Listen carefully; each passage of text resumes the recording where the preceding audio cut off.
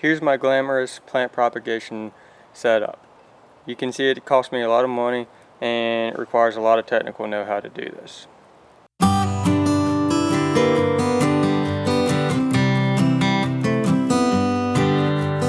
Hey y'all, welcome to Homesteading Monday. I'm Gray Madden from Self-Reliance Publishing, and in this video I wanted to go over my simple little plant propagation setup that I have going on right now. As you can see, it's really simple and inexpensive. All I've got is a couple of center blocks that I have set up on end with a pallet on top to raise the totes up a little bit so I don't have to stoop over to tend to them. And I've got some 10-gallon totes that I've got holes that I have drilled holes in, and I've got a growing medium of some type in them. Some of these pots have a sand in them, and other pots have a mixture of compost and worm castings, just kind of experimenting with some different growing medium to see what works well for me. This guy here is just a old 3-gallon flower pot that I had lying around, and I pressed into service when I had a few extra cuttings that I didn't want to waste. This is just a plastic trash bag that I have put over the tote to help hold the moisture in. And I've got some wire coat hangers that I've bent up and formed into kind of a hoop shape to hold the plastic up and make it so it'll shed water and won't sag when it rains out.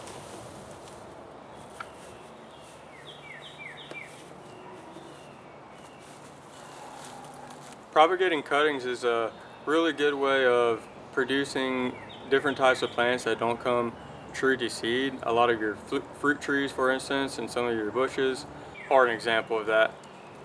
But it can maybe sound a little bit intimidating if you've never done it. But in reality, it's a really simple process and doesn't require a whole lot to get started. You could easily set up a system like this for just a few dollars, and you could really get started for free, or essentially free if you wanted to. If you don't have a whole lot of cuttings to do, you could just use an old recycled flower pot like this, a couple of coat hangers you have lying around the house, and a trash bag, and you're set up to propagate a decent number of cuttings, honestly, and you've got no money in it whatsoever. If you use compost that you made yourself and maybe some worm castings as a growing medium, you can get started for essentially nothing. At the same time, this system's capable of producing a decent number of plants. In one of these 10-gallon totes, I can fit 100 to maybe 120 cuttings in it if I'm really packing them in there. And I could fit 4 of these 10-gallon totes on the pallet.